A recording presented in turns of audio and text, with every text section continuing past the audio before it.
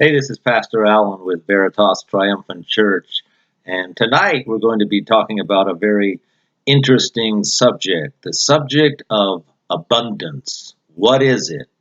What does it consist of? One thing you can be pretty sure of, it's not very prevalent in the culture we live in today. And we're just going to explore people's conception of what abundance really is and what it isn't and what it should be. Um, First off, we'll just ask you, what is your idea of abundance?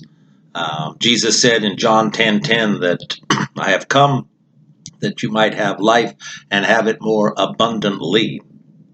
And when we think of abundance in our culture today, what do we think of? Well, we might think of, the good life, a rich, active life where you're checking off all the items on your bucket list and you're traveling the world and you're taking selfies everywhere you go in the world and you're sending them back to your friends, and it's all very impressive and it's all very full of experience and full of fun and pretty much a collection of experiences. Is that what abundance is? A collection of experiences, all kind of non-related, run together? If that's abundance, then we might have to take another look at it. If Jesus says, I've come to you at life and have it more abundantly, what does the life consist of? First off, it's Him. That's what He says. He says, I am the life, the truth. I am the truth and the life, and no man comes to the Father except by me. And what else does he say? He says what it isn't, and one thing it isn't is a lot of stuff. Says that a man's life consists not in the things that he possesses, because they are temporary. Very often they rust, they fall apart, and we can't take anything with us. And we all tend to be too much into things anyway, and hoarding things. We're all a little bit like the hoarders on the TV show, and they God help us if we're that bad. Hope that we're not nearly that bad. Those people that collect tin cans and every drink cup they ever owned, and just everything they ever bought anywhere. It's pretty sad. But we do have a tendency to be hoarders, and as we get along older into life, we find that a lot of it is not as valuable as we thought. And it's like we're saddled with it, and how do we get rid of it? So that's one thing it isn't. I mean, we don't look at things from their intrinsic value, and that's the key to things. We have to realize that things in themselves are not bad. They're an expression of something in the human spirit. They're made. They're handcrafted. They can be beautiful. They can have intrinsic value. If they don't have intrinsic value, they're not going to stand the test of time. They're not going to be beneficial to us. So we don't have to be clinging to things. I mean, you can have a Ferrari because it is flashy and expensive and a social status item, or you can have it because it is handcrafted and it's what you need and it goes the speed you need and it has real intrinsic value. I can remember when I was growing up, I loved Rolls Royces, and I just thought they were the most beautiful car, the most perfect car in the world. They were called the best car in the world, and because they were handcrafted, they were made with love and care, and they were also just excellent and so well done. And nowadays, you look at what a Rolls Royce, it's hard to tell them any different from a Cadillac or a Buick. I mean, they're all just, the lines are gone, all those wonderful features, all that look and that style they had is all gone. So that's what I mean by quality. We have to have an appreciation of intrinsic value of things. And we also have to get away from the idea that life is just a string of happinesses. Happiness is a really poor substitute for joy, and joy is even a little bit below contentment. I think contentment is the quality that we all need, that transcends time, space, and God does not live in time and space, past, present, or future. God is in the eternal now. And if He is with us in spirit, if His presence, if His Holy Spirit is with us in presence everywhere we go, then we are free to be, as Paul says when he said, I know how to be content in any situation where I am. I know whatever situation I am in, therewith to be content. And he had to use that philosophy. He had to recognize and realize that philosophy in many occasions in his life, especially when he was in prison, bound in prison in his travels throughout the Asia Minor. So, and in Rome, he was also imprisoned before his execution. So, happiness, joy, contentment. Jesus told us in the first line of the Sermon on the Mount, we have to be poor in spirit. Now, that's a very interesting term, but what does poor in spirit mean? It means that we don't have the, how I say, the social skills, the savvy, the expertise of slick operations of the world and the worldly system. And maybe I could rephrase it a little better than that, but you get the idea. So we don't have the craftiness, we don't have the special socialization skills to work it, to bribe people, to take advantage, to have people an advantage, to work the system, you might say, in the world today. So that is something that puts us in a position where we have to be totally much more reliant on the Holy Spirit, on resources, on spiritual guidance, on waiting and praying and reflecting on God and His wisdom, and ready to be poor in talents and more leaning on the Spirit of God, leaning on His mercy, His righteousness, and His direction. So, I mean, you can be, it's the ability to be equally happy if you're on a vacation in the Caribbean staying at a sandals resort, for instance, and, as you would be, and just as content in a prison cell waiting for a verdict in your case or whatever, then you can be just as content in either situation. And of course, that takes a great deal of maturity. That takes a great deal of advancement, spiritual knowledge, spiritual wisdom. And this is what is the real key to abundance. This is where we have inner abundance. We have the feeding of the Holy Spirit. We have the leaning upon the Holy Spirit. You have to seize every moment. That's another thing. Like I said, we don't look at God in a time-space continuum.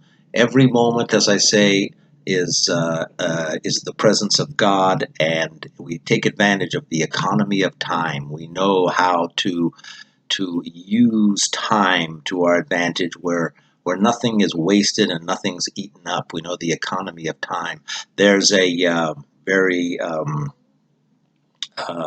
very profound promise that God gives to the prophet Joel and about the last days, when he talks about how the years that the cankerworm has eaten will be restored to you. And we think that, we might think that that means that if we lost 15 years, God's going to give us back 15 years. It's not really that way necessarily. What God is saying is that I am timeless, I am not within time, and I can restore to you the results and the victory and the fruit and the substance that all those years lost would have brought you. I can restore those in a very short time. So in other words, 15 years could be restored in 15 months, 30 years in 3 years, that sort of thing. He can give you the victory. He can give you the results, the satisfaction, the real substantial gains that you thought you lost in all those 15 years that you're kind of your lost time, that you thought you would never recover. He can bring that all back to you because he is not living in time and space. So this gives us a tremendous sense of abundance. We don't have to worry about lost time, wasted time. Because we have to face the fact that we're all completely kind of delayed and hindered in our walk in this world because it's Satan's world, and we're sort of just stopping here on the way, and there's circumstances and events that slow us down and block our path, and we have to simply realize that it can all be regained in a short amount of time through realizing the intrinsic worth of the Holy Spirit, the substance that God's Holy Spirit gives to every action and to every motive and to every purpose that we have in our lives once we are born again and led of the Holy Spirit at all times. We have to also return to those wonderful, invisible characteristics of the Spirit that have been so lost, gratitude, humility, the wonder that a child has for the world. I've talked about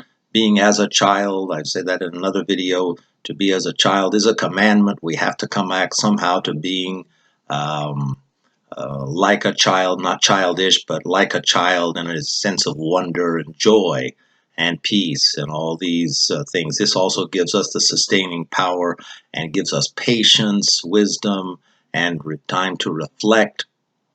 And this is part of the reason that we've lost these things: gratitude, humility, and wonder.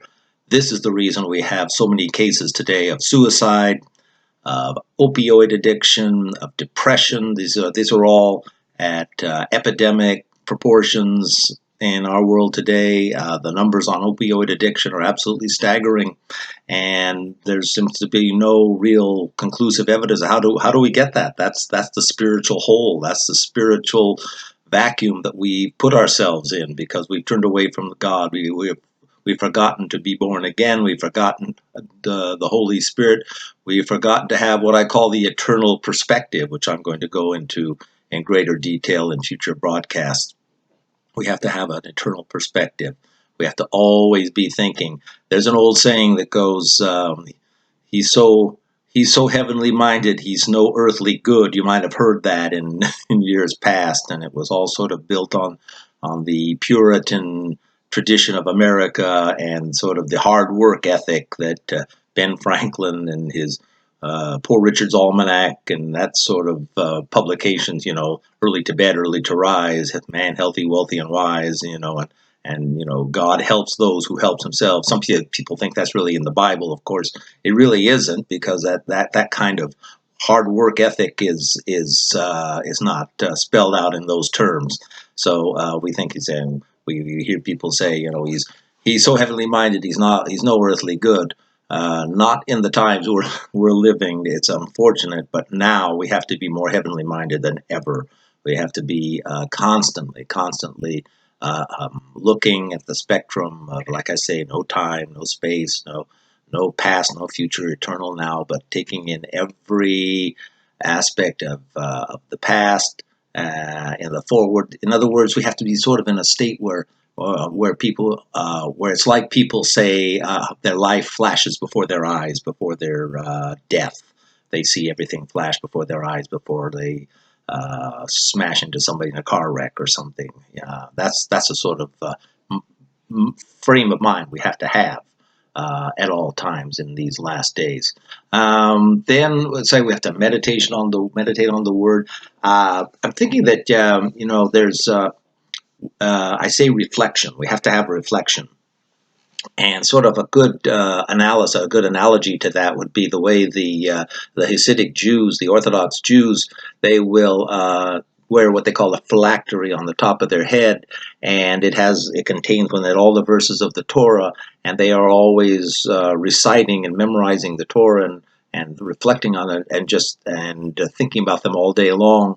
And this is the sort of thing that Christians have to imbibe into their daily walk with the Lord in order to keep their mind pure and fresh and always on the truths of God and the wisdom of God, which is the source of our abundance. This is the real invisible source where everything comes from, so that we always know what the Spirit is speaking to us and what the angels are speaking and what God is directing us to do from one minute to another. So that's sort of an analogy of what we have to endure as Christians. We have to also so this is it's part of the problem of us being so jaded. We're so jaded. We're so blasé. We're so unimpressed. There's no joy. There's no life.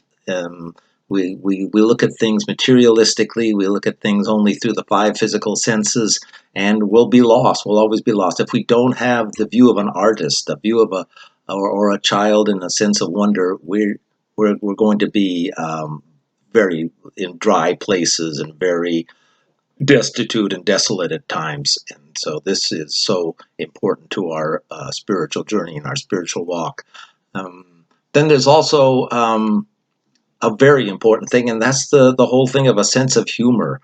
We've got to have a sense of humor. I see this is one of the tragic things of our culture right now is that there's no good comedies, and there's no people are really genuinely losing their sense of humor. And I thought I'd really never see the day that that happened. I mean, I go to look for a good comedy, and there's some. And it's interesting that Jerry Seinfeld said that he doesn't go to college campuses and perform stand-up anymore because everything he says would offend somebody because because of political correctness, and we're so sour, and we're so stultified and so controlled by these oppressive spirits of the enemy that we can't speak the truth anymore. And of course, comedy is a great door to opening truth and revealing truth and God's wisdom, and God has a wonderful sense of humor. There's many instances in the Bible where humor comes out, but I would just say that the sense of humor, in a way, you could say that. A memory, sort of a lapse of memory, in the same way that a lapse of memory is an early indication of Alzheimer's. So a lack of a sense of humor is sort of like an early sign of the death of your soul. I mean, it's that important. It's really such a big part of your spiritual armor and your defense. It's your protection. It's a way you're fighting off with a sense of humor. You're fighting off evil spirits. You're fighting off oppressive spirits of Satan, who would really love to just corner you and make you feel so desperate and despairing of life. So you must have a sense of humor, and you must keep it because it is your grounding, your mooring, God's mooring for you as a child of God against demonic oppression. Laughter in the Bible does get kind of a mixed review because people say, I mean, excuse me, some of um, the proverbs will say, the laughter is mad, or the laughter of a fool. But then in the other times it says, I commended laughter because a man, eat, drink, and be merry, and nothing. I commended mirth because man has no better portion under the sun to eat than to eat, drink, and be merry. So I kind of like that one. I sort of pull that one out. And then we're also to reflect on everything that is like in Philippians 6:8, one of my favorite verses, whatever soever things are pure, whatever things are lovely, whatever things are of good report, whatever things are true, think on these things. And that's a very important thing as well.